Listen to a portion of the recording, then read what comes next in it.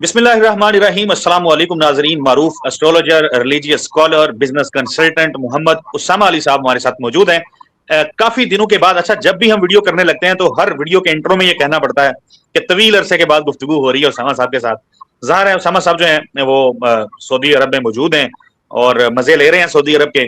तो हम भी ज्यादा कोशिश यही होती है कि तंग ना करें, लेकिन हमने सोचा कि क्यों ना आज वीडियो कर ली जाए और मुख्तलिफ जो मुद्दे हैं दुनिया भर में डिस्कस हो रहे हैं उनके ऊपर थोड़ी सी गुफ्तगू हो और पता चले कि क्या कह रही हैं एस्ट्रोलॉजी, क्या बता रही है, जायचे क्या बता रहे हैं, मुख्तलिफ उन मैटर्स के हवाले से जिस पर पूरी दुनिया की नजरें हैं। उसामा साहब, बहुत शुक्रिया आपके कीमती वक्त के लिए। अब से कुछ देर पहले अमेरिकी सदर डोनाल्ड ट्रंप ने कहा कि मोहम्मद बिन सलमान और यूएई के जो सदर हैं जैद बिन नहान, उनके कहने पर मैंने हमला मुअख्खर कर दिया है ईरान के ऊपर, वो हमला जो मैं कल करने जा रहा था। मैं अब ज़ाहिर है इसके ऊपर इतनी गुफ्तगू हो चुकी है, आप मुख्तलिफ प्लेटफॉर्म्स पे रोज बता रहे होते हैं, रिजवान जलाल साहब के साथ आपकी गुफ्तगू चल रही होती है, वहां पे तो बड़ी डिटेल के साथ आप शेयर कर रहे होते हैं। जरा हमारे नाज़रीन के लिए बताएं कि ये एक्चुअली है क्या, जंग होनी है नहीं होनी? एक दिन ऐसे लगता है कि होने वाली है, फिर लगता है कि नहीं अब टल गई है। हो क्या रहा है, होने क्या जा रहा है, बनेगा क्या? जी बहुत शुक्रिया। बिस्मिल्लाहिर्रहमानिर्रहीम, अल्हम्दुलिल्लाहि रब्बिल आलमीन, अल्लाहुम्मा सल्लि अला मुहम्मद व आले मुहम्मद, ला हौला वला कुव्वता इल्ला बिल्लाहिल अलिय्युल अज़ीम।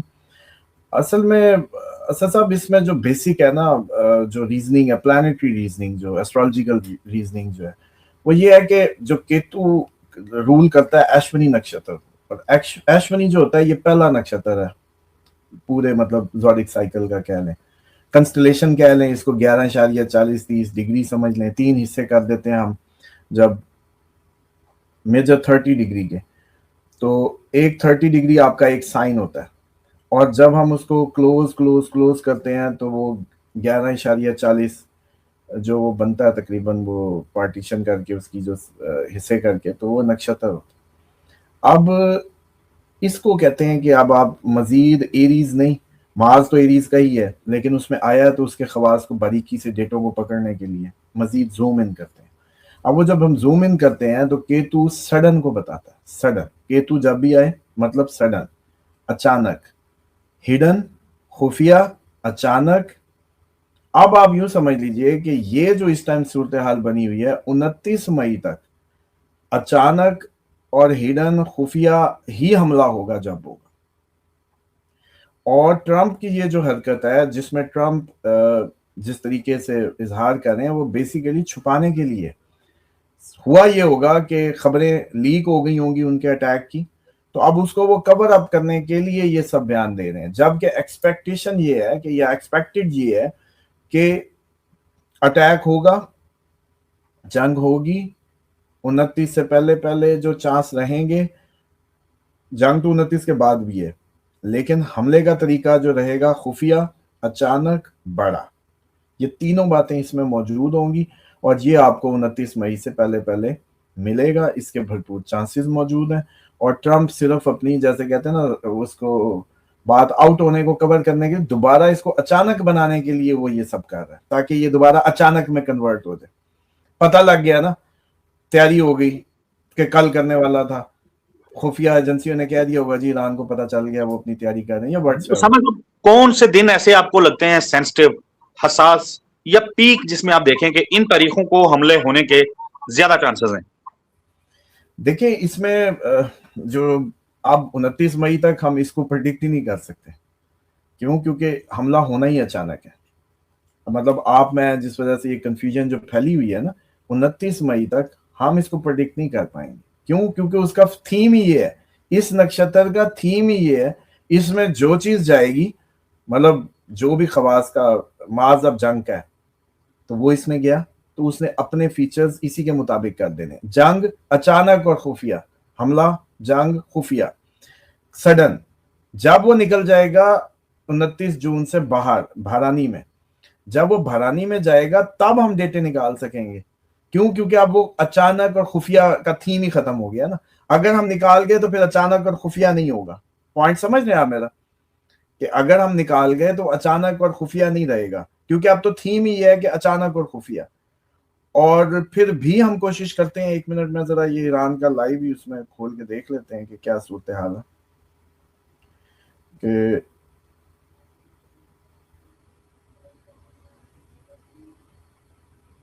इसमें मैं समझ रहा हूँ कि 29 तक तो ये हम नहीं प्रेडिक्ट कर पाएंगे उस एक्यूरेसी से।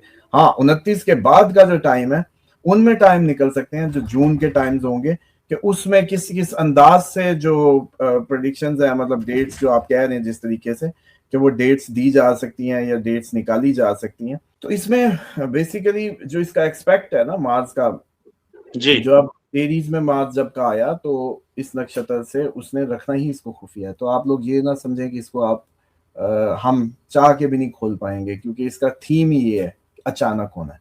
एक सुबह आप उठेंगे, आपको पता चलेगा जी रात एक बहुत बड़ा हमला हो गया रात। अच्छा, और अगर ये हमला हुआ मई की आखिरी तारीखों में, तो फिर यूं भी समझ लीजिएगा कि अगली सुबह से जो प्राइसेस होंगी गोल्ड की और बाकी ऑयल प्राइसेस सारी 2 जून को तक और राइज करेंगी, क्योंकि अगला थीम ये है 29 से 16 जून तक, जो ये जब भारानी में मार्स चला जाएगा तो तब एक पैनिक क्रिएट होगा अवाम में।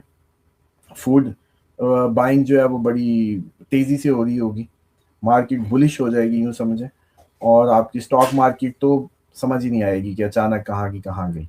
और फ्यूल की प्राइसेस आपकी 600 प्लस जा सकती हैं इस टाइम में।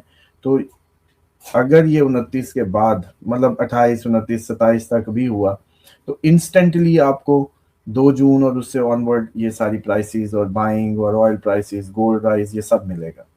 लेकिन अगर ये कुछ पहले हुआ तो फिर आप लोगों के पास एक अच्छा टाइम होगा। ये मतलब उतना उतना बड़ा नहीं होगा फिर। क्यों? क्योंकि असल बात यह है कि अचानक वहां प्लैनेटरी ट्रांजिट पड़ा है जिसने अपना रंग दिखाना है।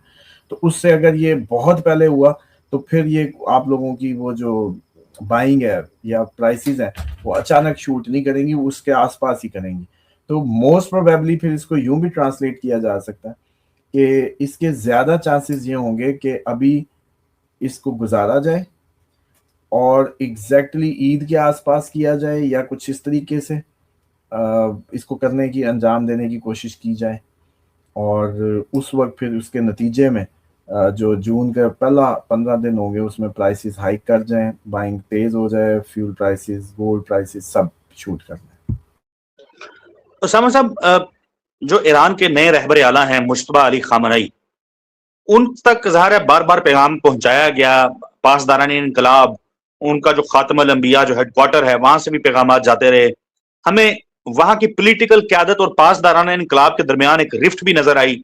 पासदारान इनकलाब जो हैं, जो आयतुल्लाह खामनई के नीचे जिन्होंने ट्रेनिंग की सारी जिंदगी, वो तो किसी तौर 1 इंच भी पीछे हटने को तैयार नहीं है अपनी बातों पे, अपने मुतालबात के ऊपर। अब जो मौजूदा क्यादत है, जो मुश्तबा अली खामनई हैं, उनके हवाले से आपकी रीडिंग्स क्या है? क्या ये उनसे मुख्तलिफ हैं या ज्यादा जारहाना है? एक तो ये है कि मुश्तबा खामनाई साहब जो है ना कम्युनिकेशन में बहुत ज़बरदस्त है। इनकी कम्युनिकेशन स्किल बहुत अच्छी है, कम्युनिकेशन बहुत अच्छी है, क्रिटिकल थिंकिंग अच्छी है। स्ट्रिक्ट ये ज़्यादा है, स्ट्रिक्ट ये ज़्यादा है। और लेकिन मसला ये है कि आपको याद होगा जब इनके आने की भी बातें थी तो हमने इस पर प्रोग्राम किए थे कि इनका या तो ये सारी साइड हो सकती है या पाँव का हिस्सा, क्योंकि बार घर इनका अफेक्टेड नजर आता था। तो शायद इसलिए पर्दे पे भी नहीं आया। बाद में फिर वो चेहरे पे शायद कुछ फोटोज भी निकली, पाँव की भी निकली। तो इसलिए मुझे लगता है कि ये इनके लिए दिसंबर तक तो ऐसा ही सिचुएशन रहने वाली है।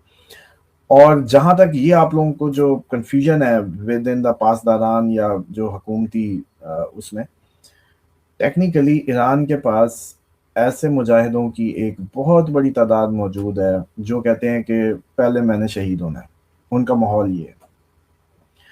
और जहां इन लोगों की मतलब आप मैं हूं कहीं भी हूं, आप खुद सोचें जहां इस तरह के लोग हों कि जी पहले मैंने शहीद होना, मुझे आगे जाने दें, तो वहां ये आपके जो इस तरह के जो दुनियादार हुक्मरान है वो उनका क्या कर लेंगे? जाहिर बात है पासदारान या उसमें से जो ये पसीजी जो हैं कह लें कि रजाकार और तबके जो अपनी जानों को अल्लाह की राह में पेश करने को फिरते हैं। तो और उस टाइम तो अमेरिका वैसे ही आपको पता है कि तागूत का एक बादशाह या नुमाइंदे के तौर पे उनके यहाँ लिया जाता है जिस अंदाज से। तो डेफिनेटली यूँ समझे कि उनका जज्बा जिहाद इतना पीक पे है कि ये जो इनकी ईरानी हुकूमत के जो हुकूमती ओहदेदार हैं ये उसको कभी भी ना ही कन्विंस कर सकते हैं, ना ही कभी इनको उनके मुताबिक ही चलना है। बल्कि जब ये कोई बहुत बड़ा इनका F-35 गिर जाता है या कोई और इनका नुकसान हो जाता है, तो वो बड़े उससे कहते होंगे कि देखो ये आई ना खुदाई मदद, ये देखो डिवाइन मदद आई ना, वरना तो हमारे पास कुछ ऐसा, वो जैसे कहते हैं ना भी उनकी एयरफोर्स नहीं है जी, ये नहीं है, तो वो कैसे F-35 गिर रहे हैं कैसे, तो ये डिवाइन हेल्प आ रही है बिल्कुल। अगर आप अल्लाह ताला के लिए दिमाग में रख के कोई भी कुछ कर रहा है तो डेफिनेटली उसका कुछ ना कुछ तो टीम में जैसे कहते हैं ना कि कनेक्शन हुआ बिल्कुल हुआ है, वो कर रहा है। बिल्कुल, बहुत शुक्रिया उसामा साहब आपकी कीमती वक्त के लिए। नाजरीन, गुफ्तगू आपने मुलाहिजा की। उसामा साहब का कॉन्टैक्ट नंबर हमारी स्क्रीन के ऊपर मौजूद है। मजीद आप कुछ जानना चाहें तो इस नंबर पर व्हाट्सएप पर रब्ता कर सकते हैं। हमें दुआ में याद रखिएगा। अगली वीडियो में नए टॉपिक के साथ मिलेंगे, तब तक के लिए अल्लाह हाफिज।